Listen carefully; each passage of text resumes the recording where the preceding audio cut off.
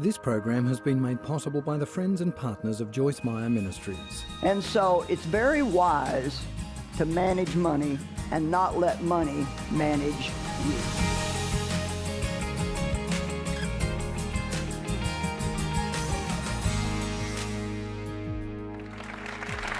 Welcome to Enjoying Everyday Life. We're so glad that you joined us today.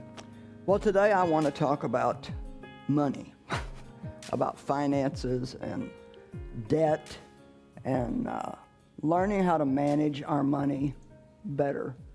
We've got 12 of the guys from our men's home here today, guys who I'm sure were going along in life and something happened that got you off track, and I thought, you know, probably for at least some of you, money was involved. You're shaking your head, yes. And it's amazing how good money can be and how much good it can do if it's managed right, but how much damage it does to people's lives if they don't have the right attitude toward it. And so I'm going to start by reading you a little story. I paraphrased it from a book from Robert Katz. And it was entitled, If Money Could Talk, What Would It Say?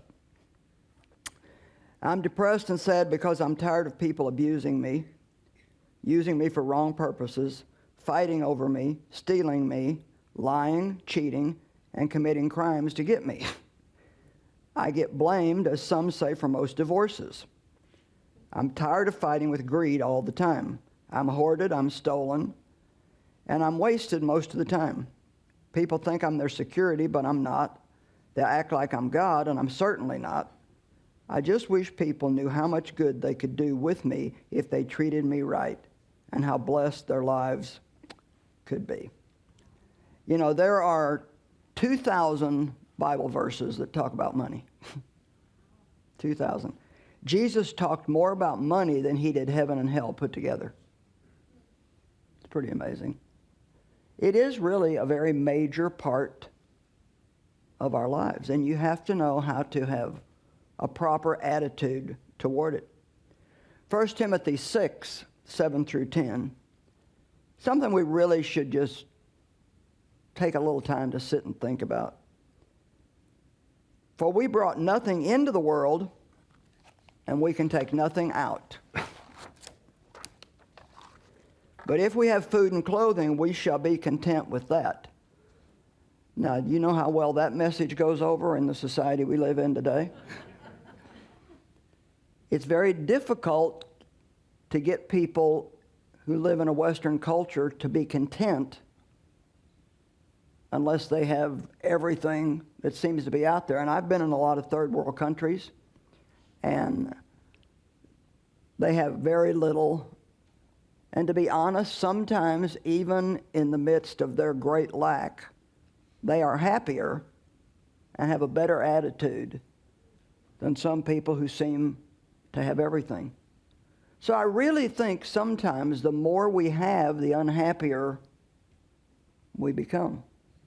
And it seems like the more things you have, the more things you want. Now, I believe God wants to bless us.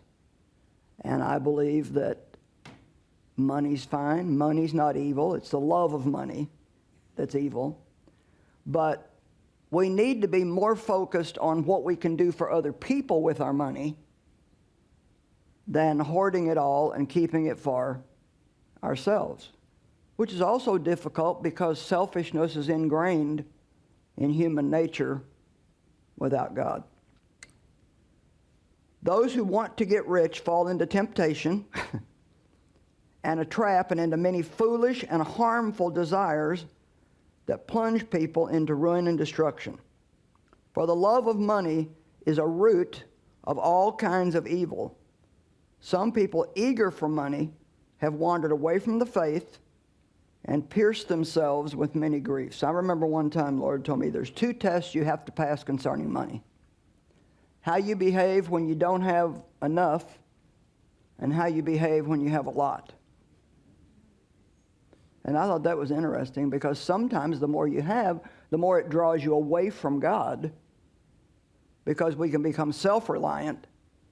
We don't have needs, and so it's easy to start depending on the money to take care of us rather than God. And you know, no matter what we have, no matter how much we have, no matter how much money somebody has invested, it could literally disappear overnight, the way the world is. And so, the love of money is evil, but not money. Money actually can be a great blessing if you learn how to use it to make other people happy. And the Bible says in Acts that it is more blessed to give than to receive. And yet it's so hard for us to get into that area of living to give rather than living to get. And the thing is if you can see the spiritual side of it, you cannot outgive God. And so the more you give, the more He's going to do for you. And the more you give, the more you do for other people, the happier you're going to be. The reason why it's more blessed to give than to receive is because if you get something, you only get the thing, which is good. I'm not against stuff. But when you give, you get joy. How many of you believe that joy is really much better than things and money? Because no matter what you have, if you have no peace and you have no joy, then what's it worth? It's worth absolutely nothing. So, James Dobson had a great revelation one time while he was playing the game Monopoly. Maybe all of you don't know what Monopoly is, and I don't have time to go in and explain it, but he was playing very aggressively, getting houses and turning them into hotels and taking everything everyone had and putting them out of the game. And soon everybody had lost all they had, and he had it all. I underline that he had it all, because isn't that what we want? We want to get it all. And that game is a good example of just, I don't care who I take it away from, and I don't care what happens to you, I want you to have nothing left, and I want to have it all. Well, it's just a game, but sometimes we can let that kind of an attitude also get into our lives. As he started putting the game away, he began throwing the pieces back in the box when he suddenly realized, and I want you to get this, when our lives are over, everything we have gained will go back in the box, so to speak. And someone else will come along and start all over with what we worked all of our lives to get. So why not spend your life doing something that will last? And the Bible tells us that what we give here is an eternal thing. I think that people that are real givers will still be getting blessed in heaven from what they gave here in the earth. So let's talk about something that most people don't even think is possible, and that's becoming and living debt-free.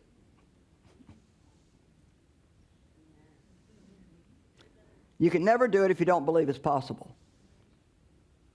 And so, all things are possible with God.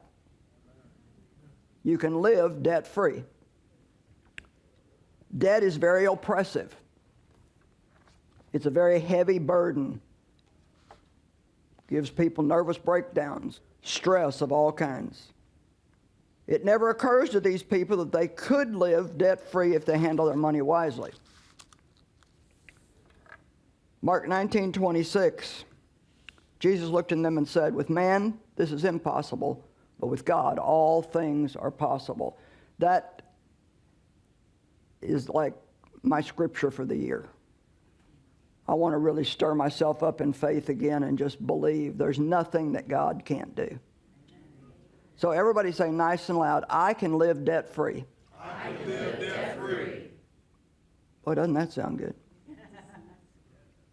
A person can never be debt-free if they're addicted to instant gratification. And boy, we have a big problem with that today, don't we? We want it right now.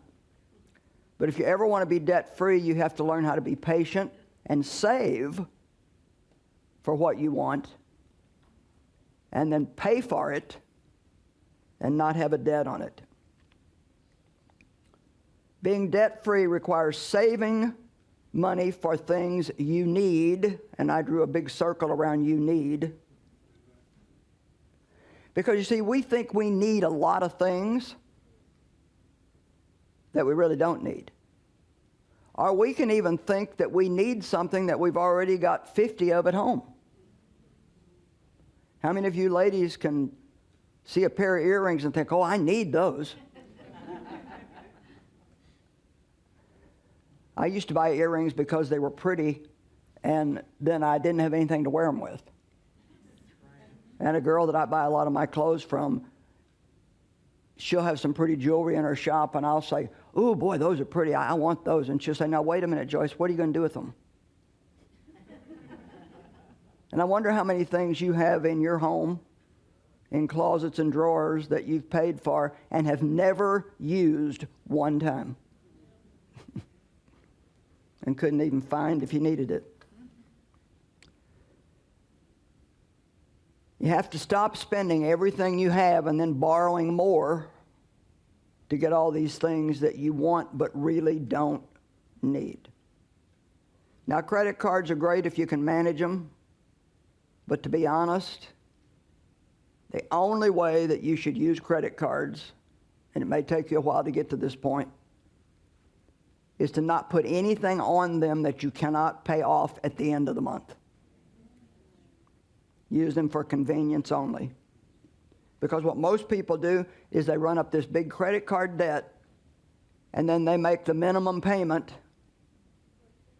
You know, people, you have to be an investor in life and not a gambler. You can't just do the wrong thing and gamble that you're going to get a right result, because you won't.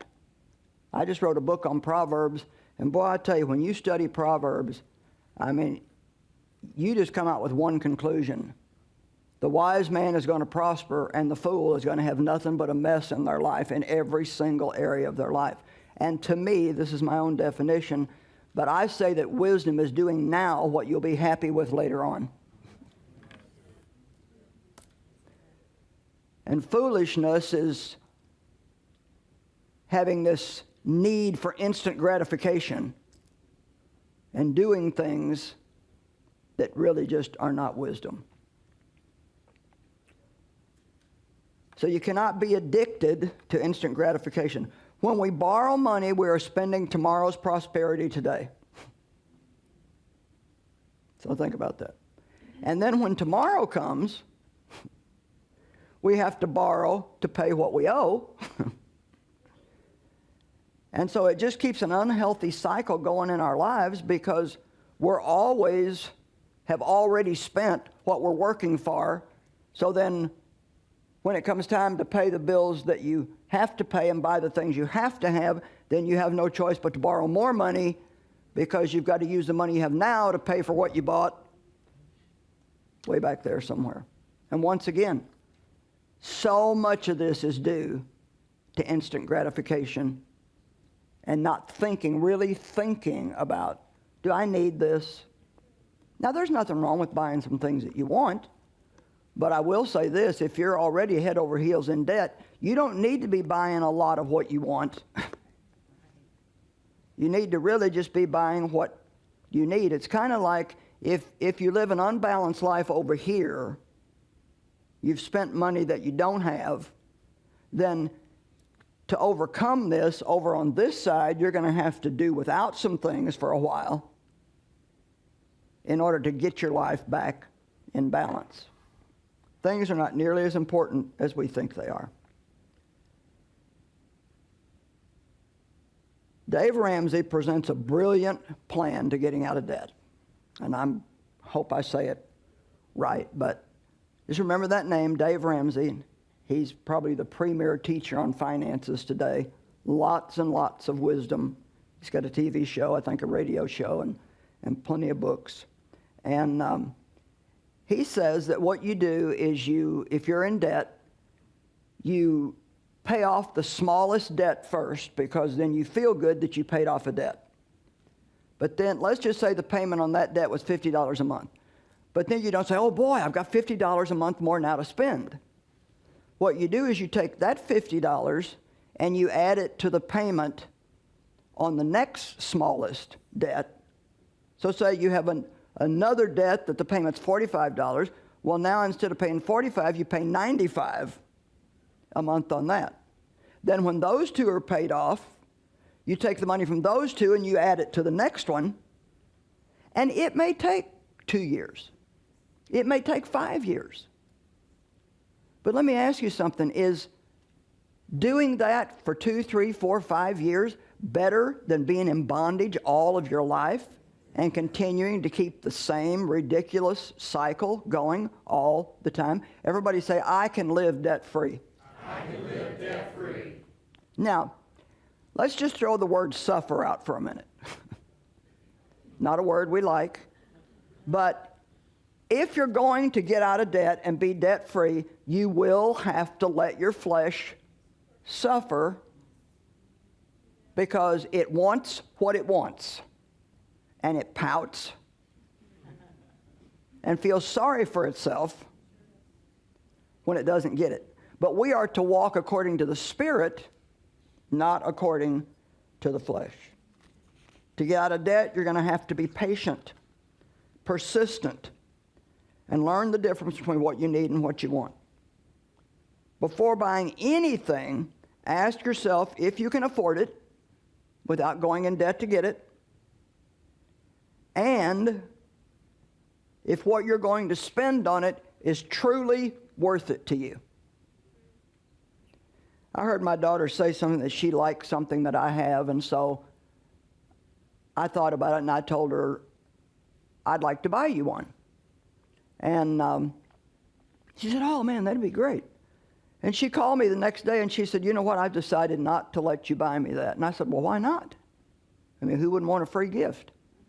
And she said, you know what, I thought it over, and she said, yeah, I would like it, but she said, it's not worth it to me, the amount of money that it costs. And she said, I want to use your money the same way I would use mine. Now, that's a smart kid. And so I want to say something, and I want you to remember this. You can't just expect money, you have to respect money. And I think that's worth writing down and keeping. You can't just expect money, you have to respect money. And respecting money means that you don't just use it frivolously. You know, if you're going to spend $20, I don't think you have to have a prayer meeting about it and wait 4 days. I mean, unless you don't have the $20, then you do. But if you're going to buy anything that's any sizable amount of money, I strongly suggest that you sleep on it for a night. Because when you're looking at something in the shiny case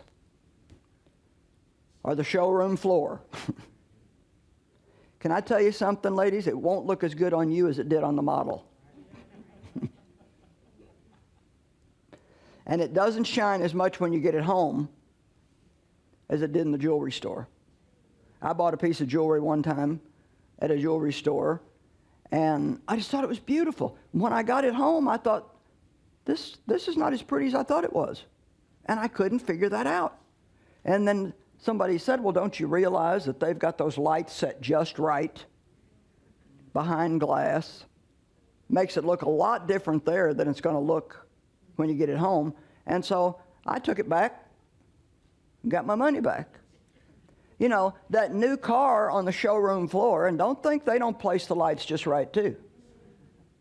Oh my gosh, it looks so good, and it's clean. There's not a tiny little bit of dirt on it, and you think you just have to have it. But what's it going to look like in a year when you have it full of fast food wrappers and haven't washed it in a long time?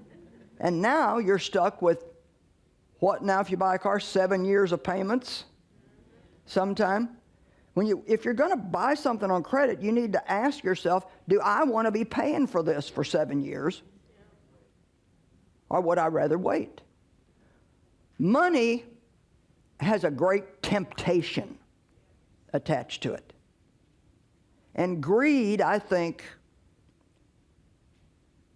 can get all of us unless we fight it. And the only way that I know how to fight greed is with generosity. I think if you're a generous person, then greed cannot get you. So don't just expect money, but respect money.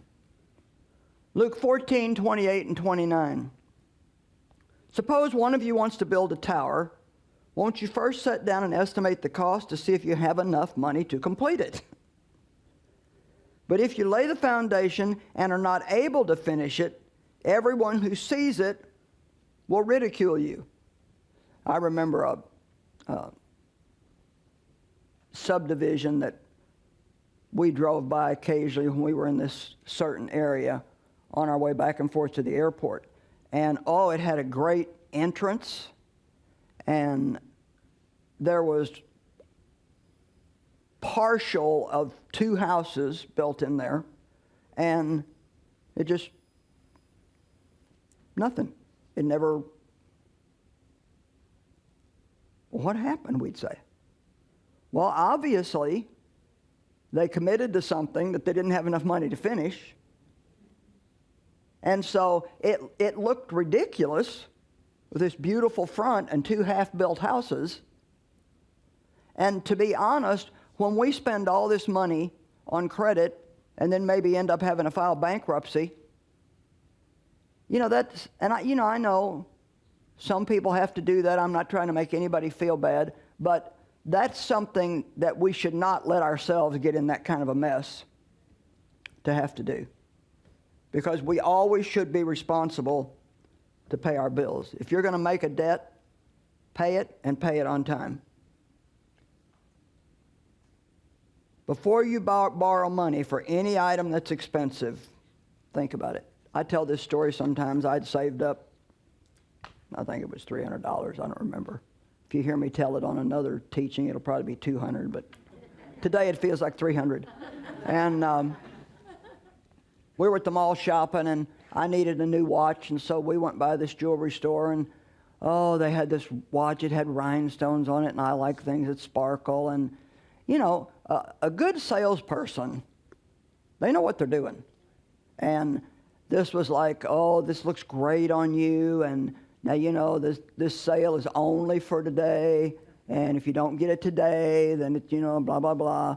But I'd learned a little bit by then, and because it was going to take all my money. And so I said, well, you know what, I just want to take a little bit of time, and I'll come back if I want it.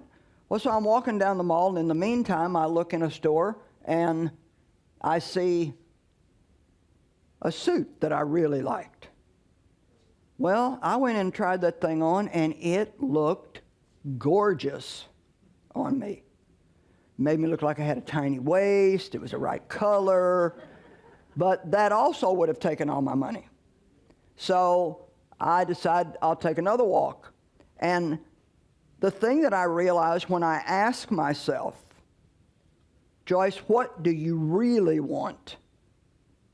The thing that I wanted was to keep my money so I had $20 for a pair of earrings or enough money to take a friend out for coffee. I didn't want to have no money, even as much as I wanted those 2 things. And so I left with neither one of them. And you know what? I survived. I stayed happy. So we really need to start thinking about what we're doing and not just doing it. Nothing looks as good when you bring it home as it did in the store. Now, my husband has a very simple equation that he has lived by. And what Dave says is, out of everything you have, give some, spend some, save some. Give some. Set your giving aside first. That's not a want, that's a need. We need to give, because if we don't give, no matter what we have, it's not going to be blessed. And so you always set aside your giving. Do a little something for yourself with the money that you work for. It gets kind of boring if you work all the time and you never do anything for yourself. Although maybe some people deserve to be bored for a little while because they've lived riotously. and then save some. What if each one of you, from the time you went to work when maybe you were 16 or 17 or 18, would have been saving 10% of everything that you made ever since then? Just think what you would have now. And you know what? If you start doing that, you don't miss it. You really don't miss it. And so it's very wise to manage money and not let money manage you. Say it again, I can live debt-free.